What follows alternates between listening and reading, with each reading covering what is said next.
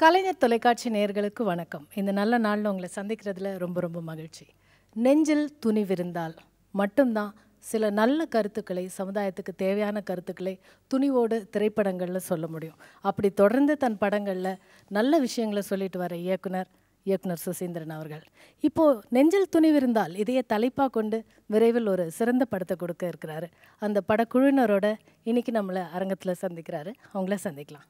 வணக்கம், welcome sir. எல்லாருக்கும் வணக்கம் சார். ரொம்ப ரொம்ப சந்தோஷம் சார். நான் ஏற்கனவே சொன்ன மாதிரி துணிவோடு படங்கள் கொடுக்குற இயக்குனர்கள் மேலே எப்போவுமே ரசிகர்களுக்கு அன்பு இருக்கிறதோட மரியாதையும் இருக்கும். அப்படிப்பட்ட ஒரு இயக்குனராக நீங்கள் வந்து தொடர்ந்து இருந்துட்டு வரீங்க. இந்த படம், இந்த தலைப்பே வந்து ரொம்ப இன்ட்ரெஸ்டிங்காக இருக்குது, துணிச்சலான ஒரு தலைப்பாக இருக்குது. அண்ட் உங்கள் ட்ரெய்லர் பார்க்கும்போது மாதா பிதா குரு, நான்காவது ஒரு நண்பர்கள் அப்படின்னு வச்சு சொல்லியிருக்கீங்க. இந்த படத்தை பற்றி முதல்ல சொல்லுங்கள் சார். நெஞ்சில் துணிவிருந்தால், அதாவது கடவுளுக்கு கூட கிடைக்காத வரம் நண்பன் தான். இந்த படம் ஒரு நட்பை பேஸ் பண்ண ஒரு படம். ஒரு சென்னை சிட்டி பேஸ் பண்ண ஒரு ஸ்கிரிப்ட். நான் மகனில் பாண்டி நாடு மாதிரி இது ஒரு கமர்ஷியலான படம். இதுக்குள்ளே ஒரு சோசியல் மெசேஜ் வச்சுருக்கோம். கண்டிப்பாக அந்த மெசேஜ் வந்து மிகப்பெரிய அளவில் பேசப்படும். இந்த படத்துடைய ஹீரோ சந்தீப் மாநகரம் படத்தில் நடிச்சிருந்தார். இந்த படத்தில் வந்து எகெயின் மறுபடியும் அவருடைய செகண்ட் ஃபிலிம். விக்ராந்த் இன்னொரு ஹீரோவாக நடிச்சிருக்காரு. விக்ராந்த் வந்து பாண்டி நாட்டில் வந்து ஒரு 15 நிமிஷம் வந்திருந்தாலும் ரொம்ப அழகாக பண்ணியிருந்தார். கண்டிப்பாக விக்ராந்துக்கு ஒரு பெரிய லைஃப் இந்த படத்தில் இருக்குது. ஹீரோயினாக மெஹ்ரி நடிச்சிருக்காங்க. நீங்கள் சுசீந்திரன் சாரோட பண்ணுற 5வது படம் இது. நீங்களும் இவரும் ஒரு கூட்டணி அமைச்சா அது சூப்பர் ஹிட் அப்படியெல்லாம் சொல்லி உங்களை இன்ட்ரடியூஸ் பண்ணுறது அப்படின்னு நினச்சா அது ஃபேராக இருக்காது. ஏன்னா யூவ் ரைஸ்ட் அபவ் தட். ஒரு அம்ப்ரெல்லா மாதிரி நீங்கள் எந்த இயக்குனர்களோட இணைந்தாலும் கம்ப்ளீட்டாக அந்த மொமெண்ட்டில் டுவெல் பண்ணுற மாதிரி, அந்த படத்துக்கு முழு ஜஸ்டிஸ் பண்ணுற மாதிரி ஒரு ரொம்ப உயர்ந்த இசையமைப்பாளராக உயர்ந்துகிட்டே இருக்கீங்க. ஸோ இந்த படத்தில் உங்களுடைய பங்களிப்பு சொல்லுங்கள். சுசி சார் மாதிரி ஒரு இயக்குநர்கள்ட்ட வந்து ஒர்க் பண்ணும்போது அவ்வளோ கம்ஃபர்ட் ஜோன் இருக்கும். பாண்டிய நாடுகள் தான் ஆரம்பித்தோம் அந்த பயணத்தை. வந்து தொடர்ச்சியாக வந்து ஒர்க் பண்ணிகிட்ருக்குறோம். ஆக்சுவலாக இந்த மாதிரி ஆடியோ ஃபங்க்ஷன், இந்த மாதிரி நிகழ்ச்சியில் உட்காந்து பேசும்போது தான் 5 படம் ஆயிடுச்சா அப்படின்னு வந்து ஒரு ஃபீலிங் வந்து வருது. பட் அப்படி தோணவே இல்லை. பட் 5 படத்துலையும் 5 சாங்ஸ்னால் ஒரு 25 முறை நான் வந்து தொழில் ரீதியாக அவர் நான் வந்து சந்திச்சிருக்கேன்னு வச்சுங்களேன். அஃப்கோர்ஸ் அது தாண்டி பேக்ரவுண்ட் ஸ்கோருக்கு நம்பர் ஆஃப் டைம்ஸ் வந்து மீட் பண்ணியிருக்கோம். பட் யாரையும் ரொம்ப ஹரி பண்ணி ரொம்ப ப்ரெஷர் பண்ணி ஒர்க் பண்ண மாதிரியே இருக்காது. அதுதான் இவருடைய பெரிய பியூட்டியே. மதன் சார் வணக்கம். அண்ட் இந்த படத்தில் 3 கவிஞர்கள் பாடல்கள் எழுதியிருக்கீங்க. 2 கவிஞர்கள், ஒரு பாடலாசிரியர். அதில் வந்து நீங்கள் நியூ ஏஜ் பாடலாசிரியர் அப்படின்னு சொல்லலாம். ஆங்கில வார்த்தைகளாகட்டும், நமக்கு தெரியாத மொழி வார்த்தைகளாகட்டும், அதை ரொம்ப அழகாக கோர்த்து வந்து என்ஜினியர்ட் லிரிக்ஸ் அப்படின்னு சொல்கிற மாதிரி அழகான விஷயங்களை வந்து நீங்கள் ரசிகர்களுக்கு கொண்டு வரீங்க. ஆனால் வட்டம் மாதிரி அந்த தொடங்குற இடத்துல முடிகிறதோ இல்லை முடிகிற இடத்துல தொடங்குற மாதிரி அதை தொன்மையோடும் பழமையோடும் தமிழோடும் அழகாக கொண்டு வந்து இணைத்து கொடுக்குறீங்க. That's why you called lyrical engineer நினைக்கிறேன், ரொம்ப ஆப்டாக. இந்த படத்தில் உங்களுடைய பயணத்தை பற்றி சொல்லுங்கள் ப்ளீஸ். இந்த படத்தில் வந்து இதுலேயும் ரொம்ப அழகான ஒரு சேலஞ்ச் ஒன்று கொடுத்துருந்தாங்க. டைம் நிறைய இருந்துச்சு, ஆனால் அந்த பாட்டு கொஞ்சம் சேலஞ்சிங்கான ஒரு பாட்டு. எல்லாருக்கும் சிச்சுவேஷன், உங்களுக்கு மட்டும் சேலஞ்ச். இது வரைக்கும் யாருமே ப்ரொப்போஸ் பண்ணாத மாதிரி ஒரு பையன் ப்ரொப்போஸ் பண்ணணும். அந்த பொண்ணு கொடுக்குற சேலஞ்சே தான். ஸோ இது வரைக்கும் இந்த உலகத்தில் யாருமே ப்ரொப்போஸ் பண்ணாத விதத்தில் எனக்கு நீ ப்ரொப்போஸ் பண்ணால் உன் காதலை நான் ஏற்றுக்கிறேன் அப்படின்னு சொல்லிட்ட உடனே அந்த பையனுக்குள்ளே எவ்வளோ ஒரு குழப்பம் வரும், எவ்வளோ ஒரு பெரிய ப்ரெஷர் வரும்.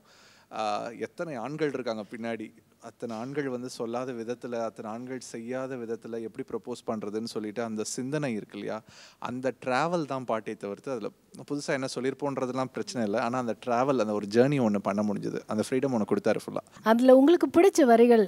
அந்த பாட்டில் வந்து எனக்கு பிடிச்ச விஷயம் வந்து என்னென்னா, அந்த பாட்டு ஒரு தாட்லன்னு நிற்காது. அந்த தாட் ஜம்ப் ஆகிக்கிட்டே இருக்கும், ஒரு இடத்துல இருந்து இன்னொரு இடத்துக்கு ஜம்ப் ஆகிக்கிட்டே இருக்கும். ஒரு மண்டியிட்டு பூ கொடுத்து காதலை சொல்வது பழசு, பிளாட்டினத்தில் மோதிரங்கள் அதைவிட பழசு, என் வெண்ணிலாவே நான் என்ன சொல்ல, நான் எங்கு செல்ல, வரலாற்றில் யாரும் சொல்லா வண்ணம் காதல் சொல்லி உன்னை வெல்ல அப்படின்னு சொல்லிட்டு அந்த பாட்டு ஆரம்பிக்கும். அதுக்கப்புறம் அங்கே போகிற ஜேர்னி எல்லாமே வந்து ஒரு மாதிரி ஒரு பயங்கர குவர்க்கியாக இருக்கும். எங்கே போகுதுன்னே தெரியாது, என்ன கனெக்ஷன்னே தெரியாது. ஆனால் அது யோசிக்கிற மைண்ட் அப்படி தானே யோசிக்கும்.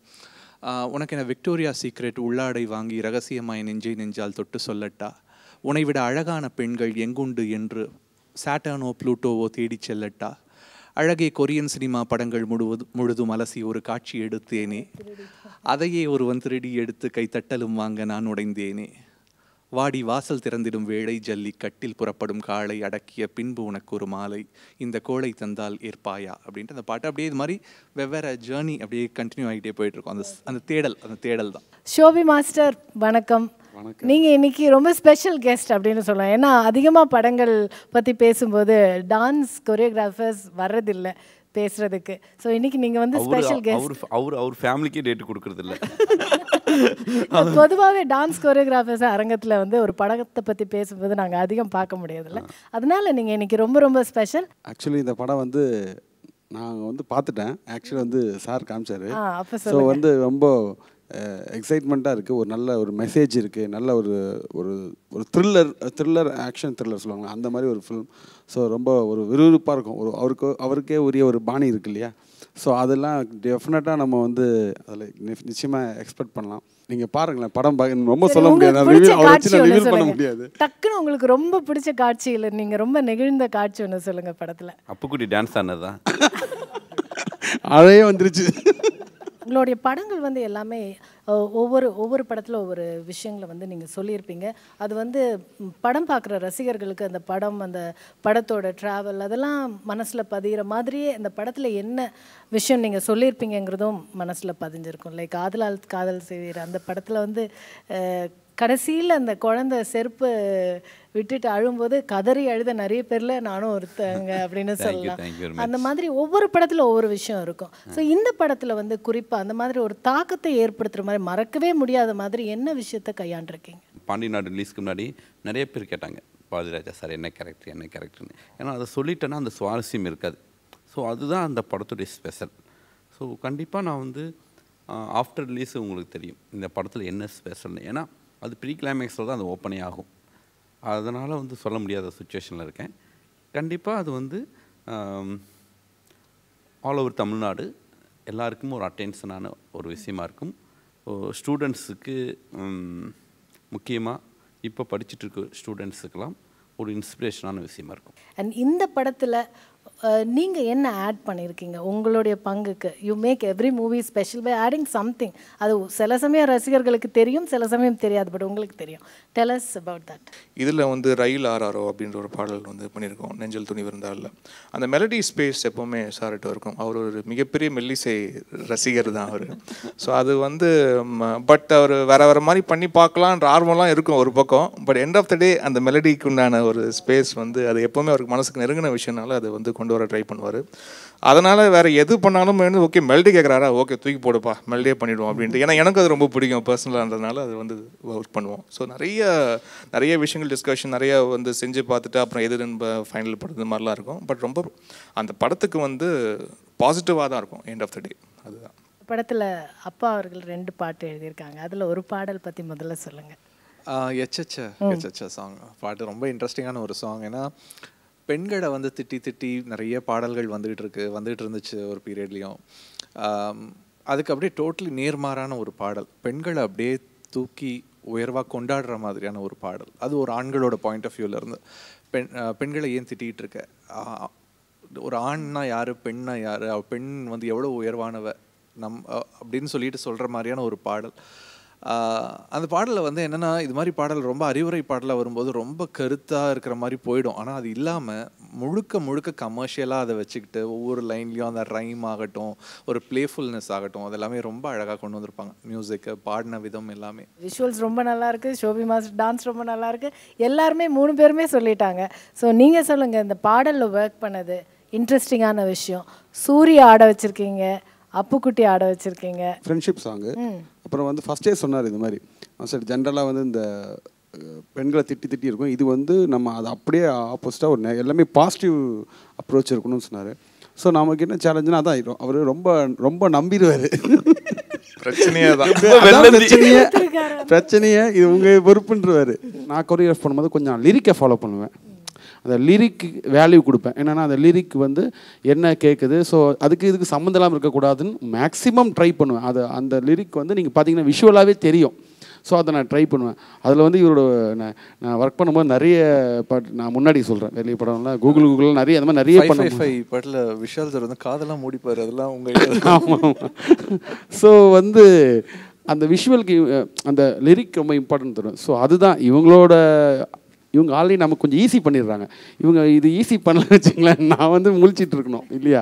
இவங்க அந்த லிரிக் புதுசாகவோ மியூசிக் நல்லா வரனால ஸோ எனக்கு இன்னும் மூட் வந்துடும். ஸோ அந்த இதில் வந்து நம்ம பண்ணுறோம். ஸோ அப்படி பண்ணும்போது ரொம்ப ஒரு மாதிரி வந்து ஸோ நல்லா ஒரு ஜாலியாக இருக்கும் வச்சுங்களேன். அந்த கருத்தோட பாட்டு வந்து ரொம்ப ஜாலியாக இருக்கும். வணக்கம் யுகபாரதி சார், நன்றி இந்த நிகழ்ச்சிக்கு வந்ததுக்கு ரொம்ப ரொம்ப நன்றி. அண்ட் ஏற்கனவே இந்த படத்தில் பாடல்கள் பற்றி பேசிகிட்டு இருக்கோம், இசையை பற்றி பேசிகிட்டு இருக்கோம். நீங்கள் 2 அழகான பாடல்கள் எழுதியிருக்கீங்க, அதை பற்றி முதல்ல எங்களுக்கு ஒரு சின்ன இன்ட்ரோ கொடுங்க. நெஞ்சில் துணிவோடு சொல்லணுன்னா இமானோட எழுதின எல்லா பாடல்களையும் சொல்லணும், அவ்வளோ இருக்குது. ஆனால் இந்த பாட்டு வந்து வழக்கம் போல் இமானோட இசையில் எழுதியிருக்க பாட்டு. ஆனால் இதில் வந்து என்னென்னா வழக்கமாக வந்து ஒரு வழக்கு சொற்களை பயன்படுத்தி நிறைய பாடல்கள் நாங்கள் பண்ணியிருக்கோம். அநேகமாக இமானுக்கு அவருடைய கேரியர்லேயே அதிகமான பாட்டு எழுதினவன் நானாக தான் இருப்பேன். அப்படி இல்லாமல் ஒரு பாட்டு எழுதி கொடுங்க அப்படின்னு அவர் கேட்டார். சேட்டை அது ரொம்ப வந்து கஷ்டமாக இருந்தது. அப்படி கேட்டிருந்தா இவ்வளோ பாட்டு எழுதியிருக்க முடியாது. அந்த அளவுக்கு வந்து அந்த என்ன காயப்படுத்திட்டாரு வரணும் அப்படின்னு சொல்லிட்டு பண்ணார். ரொம்ப ரயில் ஆறாரோன்னு சொல்லிட்டு ஒரு பாடல் ரொம்ப மனம் ஒப்பி வந்து ரொம்ப நாளைக்கு அப்புறம் வந்து வேறு விதமான ஒரு மொழியை வந்து அதில் பிரயோகம் பண்ணியிருப்போம். அது ரொம்ப நல்லா இருந்தது. அதை பாடி அதை கேட்கும்போது விஷுவலாக பார்க்கும்போது அவர் ஏன் அப்படி கேட்டாருங்கிறது அப்புறம் தான் எனக்கு புரிஞ்சது. அதாவது நான் வந்து கவிதையாக வேணும்னு கேட்டதுக்கப்புறம் இதை நீ வந்து விஷுவலே பண்ண முடியாதுடா, அப்படி கவிதையாக கொடுக்குறேன், அப்படி நீ இதை விஷுவல் பண்ணேன்னா சங்கர் சார் மாதிரி ஒரு 30 கோடி ரூபா செலவு பண்ணும். உண்மையிலே அப்படிதான் இருக்கும். யோசிச்சு முழுக்க கவிதையாக ஆமா, அந்த வரிகள் ஒரு 2-3 வரிகள் எங்களுக்காக சொல்லுங்க சார். அதில் ஒரு வரி ரொம்ப பிடிச்சிருந்தது. ஒரு 1000 வானொலி உள்ளே கேட்குதே அப்படின்னு சொல்லிட்டு ஒரு வரி இருக்கும். அதை வந்து எப்படி அவர் விஷுவல் பண்ண முடியாது. இந்த மாதிரி 1000 வானொலியாமா, நான் எப்படி உள்ள போயிட்டு 1000 வானொலி வைக்கணும், ஒரு 1000 வானொலி இந்த மாதிரி எல்லாமே வந்து அந்த தொங்கும் தோட்டம் தூசியும் தொங்கும் தோட்டமாகும் அப்படிங்கிற மாதிரி. அப்புறம் வந்து என்னன்னா அந்த படிமங்களை வந்து அதான் நான் இப்போ சொல்லும் பொழுது உங்களுக்கு வந்து அது எவ்வளோ தூரம் ஈர்ப்பாக இருக்கும். தூசியை வந்து எப்படி தொங்கும் தோட்டம், தூசியே கண்ணுக்கு தெரியுது கஷ்டம், அது தொங்கும் தோட்டமாக மாறுமாமா, தொங்கும் தோட்டமாக மாறும். அந்த மாதிரி அது எல்லாமே அதான் ஒரு மாதிரி படிமங்களால் எழுதப்பட்ட ஒரு பாடல். அது ரொம்ப முக்கியமான பாட்டு தான், என்னுடைய கெரியருக்கும் ரொம்ப முக்கியமான பாட்டு. அது கவனிக்க ரொம்ப அழகான பாட்டு. உங்களுடைய படங்களில் ஹீரோஸ் அவங்க அதுக்கு முன்னாடி ஹிட் படம் கொடுத்துருந்தாலும் சரி, இல்லை ஒரு பெரிய பின்புலத்திலேருந்து வந்தாலும் சரி, இல்லை புதுசாக அது வரைக்கும் ஒரு படம் சக்ஸஸ் ஆகாதவங்களாக இருந்தாலும் சரி, உங்கள் படத்தில் நடிச்சதுக்கப்புறம் அவங்களுக்கு வேறு மாதிரி ட்ராவல் இருக்கும், ஒரு ஃபேஸ் லிஃப்ட் மாதிரி. அவங்களோட கெரியரே ஒரு லிஃப்ட் மாதிரி நீங்கள் கொடுக்கக்கூடிய எல்லா ஹீரோஸுமே வந்து உங்களுடைய படத்தில் ஒரு நல்ல படம் இவரோட சேர்ந்து கிடைச்சா நல்லா இருக்குன்னு சீக்ரெட்டாவோ இல்லை வந்து வெளிப்படையாவோ வந்து ஏங்கிக்கிட்டே ஆசைப்பட்டுக்கிட்டே தான் இருப்பாங்க. நிறைய பேர் சொல்லுவாங்க, சில பேர் சொல்லாமல் கூட இருக்கு. ரொம்ப சந்தோஷமாக இருக்குது. ஏன்னா வந்து இங்கே ஒரு 3 விதமான சினிமா நிலை இயங்கிட்டு இருக்குது. ஒன்று, ஒரு இயக்குனருடைய கதையை கேட்டுட்டு எந்த விதமான கருத்தும் சொல்லாமல் முழுக்க தன்னை அர்ப்பணிக்கக்கூடிய ஹீரோக்கள். ஸோ அது மாதிரியான ஹீரோக்களோட ஒர்க் பண்ணும்போது ரொம்ப சந்தோஷமாக இருக்கும். ஸோ இன்னொரு விதமான சினிமா எப்படின்னா, நம்ம சொல்கிற கதையை அவங்க சில கருத்துக்கள் சொல்லி அவங்களுடைய ரசிகர்களுக்கு லிங்க் பண்ணி அதை பண்ணணும். ஸோ அது வந்து கிட்டத்தட்ட ஒரு ஹீரோ ஃபில்மாக தான் அது இருக்கும். ஸோ 3வது நிலை பார்த்தீங்கன்னா, ஒரு ப்ரொடியூசர் ஒரு கதை தேர்ந்தெடுப்பார், அந்த கதைக்குண்டான ஹீரோவை டைரக்டரும் ப்ரொடியூசரும் பேசி அதை தீர்மானிப்பாங்க. அந்த 3வது நிலை சினிமா தான் பர்ஃபெக்ட்டு. பட்டு நான் என்னுடைய படங்களில் இருக்கக்கூடிய ஹீரோக்கள் ஏன் வந்து ஈஸியாக மக்கள்கிட்ட போய் சேர்றாங்கன்னா, நீங்கள் சொல்கிற அந்த மிடில் கிளாஸ் தான் இங்கே அதிகம். என்னுடைய கதாபாத்திரங்கள் எப்போதுமே இறுக்கமாக இருக்காது, சின்ன ஒரு நக்கலும் நையாணித்தனமும் இருக்கும். அதே டயத்தில் அன்பு இருக்கும், மற்றவங்க மேலே அன்பு செலுத்துகிற ஒரு கேரக்டர். மற்றவங்க மேலே அன்பு செலுத்துகிற கேரக்டர் என்றைக்குமே எல்லாருக்குமே பிடிக்கும். ஸோ அதுதான் மெயின் ரீசன்ஸ். இன்னொன்று, நம்ம பக்கத்து வீட்டு பார்க்குற மாதிரியான உணர்வு ஒரு 10 நிமிஷத்துலேயே அந்த படம் கொடுத்துரும். அதுக்கப்புறம் அந்த கேரக்டரை என்ஜாய் பண்ண ஆரம்பிச்சிடுவாங்க. ஸோ அது மாதிரி இப்போ சந்தீப் 200% சொல்கிறேன். அடுத்த வருஷம் சந்தீப் தமிழ் சினிமாவில் ஒரு முக்கியமான ஒரு ஹீரோ, அந்த அளவுக்கு பிரமாதமாக பண்ணியிருக்காரு. தென் விக்ராந்தை பற்றி நான் சொல்லி ஆகணும். விக்ராந்துக்கான கேரக்டர் ரொம்ப ஸ்ட்ராங். ஏன்னா அது விக்ராந்த் தான் இந்த படத்துடைய கதையோட சோல். ஸோ அதனால் வந்து விக்ராந்த் சோல்டரில் இந்த கதை இருக்கும். அதனால் விக்ராந்துக்கு நிறையா விதமான ஸ்பேஸ் இருந்துச்சு நடிக்கிறதுக்கு. அது ரொம்ப சரியாகவும் பயன்படுத்தியிருக்காரு. கண்டிப்பாக விக்ராந்த் இந்த படத்துக்கு அப்புறம் ஒரு நிறைய மெயின் லீடு பண்ணுவார். இந்த படத்தோட பேக்ரவுண்ட் ஸ்கோர் பற்றி சொல்லுங்கள் சார். ஆக்சுவலி பிஜிஎம் ஸ்கோருக்கு பயங்கர இம்பார்ட்டன்ஸ் இந்த ஃபில்மிங்கில். ஏன்னா ஒவ்வொரு ஃப்ரேமும் வந்து பார்த்திங்கன்னா அதுக்கு தான் வந்து ஸ்கோப் போட்டு வச்சுருந்தாரு. செகண்ட் ஹாஃப் கண்டிப்பாக வந்து நான் அப்படியே பேனாவை கொண்டு போயிட்டு அப்படி கொண்டு வந்துட்டேன். இமான் சார் இருக்கான்ட்டு நிறைய விஷுவலாக கன்வே பண்ண சீக்வன்சஸ் இருக்குது. அதில் வந்து ஸ்கோரிங்கில் தான் எடுத்துகிட்டு போக வேண்டிய கட்டாயம் நிறைய இடங்கள் இருந்தது படத்தில். அதுக்கு நிறைய டைமும் எடுத்துக்கிட்டோம். சார் உங்களோட படம் ஹீரோஸ் பற்றி சொல்கிற மாதிரி அதே மாதிரி ஈக்குவல் இம்பார்ட்டன்ஸ் உங்களுக்கு படத்தில் வர வில்லன் கதாபாத்திரத்திற்கும் அதில் நடிக்கிறவங்களுக்கு அதே மாதிரி ஒரு ஏற்றம் கிடைக்கும். இந்த படத்தில் வந்து ஹரிசுத்தமனுக்கு வந்து இது ஒரு அடுத்த ஸ்டெப். பாண்டி நாட்டில் நடித்தார், இது அடுத்த ஸ்டெப். நான் மகளில் நடித்த அந்த 4 பாய்ஸ் எகெயின் இந்த ப்ராஜெக்டில் பண்ணியிருக்காங்க. அதுவும் பர்டிகுலராக வினோத் எக்ஸ்ட்ரானரி பெர்ஃபார்மன்ஸ் ரொம்ப பிரமாதமாக பண்ணியிருக்காங்க வினோத். ப்ரொடியூசர் பார்த்தீங்கன்னா வந்து ஆண்டனி வந்து அவர் வந்து கிட்டத்தட்ட ஒரு 20 வருஷமாக சினிமாவில் இருக்கார். 20-30 வருஷமாக சொல்லலாம். ஏவிஎம் நிறுவனம், ஸ்டுடியோ கிரீவ் நிறுவனம், பெரிய நிறுவனங்கள் எல்லாம் வந்து மேனேஜர் ஒர்க் பண்ணியிருக்காரு. என்னோட வந்து நான்மாகானிலிருந்து ட்ராவல் பண்ணிகிட்ருக்காரு. ஸோ ஃபஸ்ட் டைம் வந்து இந்த ப்ராஜெக்டில் அவர் ப்ரொடியூசராக இருக்கார். எங்கள் சித்தப்பா வந்து இந்த படத்தில் வந்து ஒரு பார்ட்னராக நான் லாஸ்ட்டில் ஜாயின் பண்ணிவிட்டேன். சாய் சிரஞ்சீவி ஃபிலிம்ஸ். அவர் ஒரு படம் புத்தம்புது புயன் ஒரு படம் பண்ணார், ராம்கி சாரை வச்சு அது ரிலீஸ் ஆகலை. ஸோ அவருடைய கனவு ஒரு 20 வருஷத்துக்கு அப்புறம் மறுபடியும் இப்போ நிறைவேறுது. 97 அஸ்தப்பா 95 கிட்டத்தட்ட ஒரு 20 வருஷத்துக்கு அப்புறம் நிறைவேறுது. அது என் மூலமாக அப்படிங்கும்போது எனக்கு ரொம்ப சந்தோஷமாக இருக்குது. அது ஒரு விதத்தில் மற்றவங்களுடைய கனவுகளை ஞாபகம் வச்சுக்கிட்டு உங்கள் கூட வர்றவங்கள கைப்பிடிச்சி கூட்டிகிட்டு போகிற ஒரு நல்ல பழக்கம் உங்களுக்கு இருக்குது. ஸோ அதுக்கே வந்து உங்களுக்கு இன்னும் நிறைய வெற்றிகள் வந்து சேரும். அதே மாதிரி உங்களுடைய படைப்புகள் அதை பற்றி நம்ம சொல்லவே வேண்டாம். ஸோ இவ்வளோ அழகான ஒரு படைப்பு வந்து நம்மக்கிட்ட வந்து இந்த படைப்பை பற்றி நிறைய விஷயங்கள் எங்களோட பகிர்ந்துக்கிட்டு இருக்கீங்க.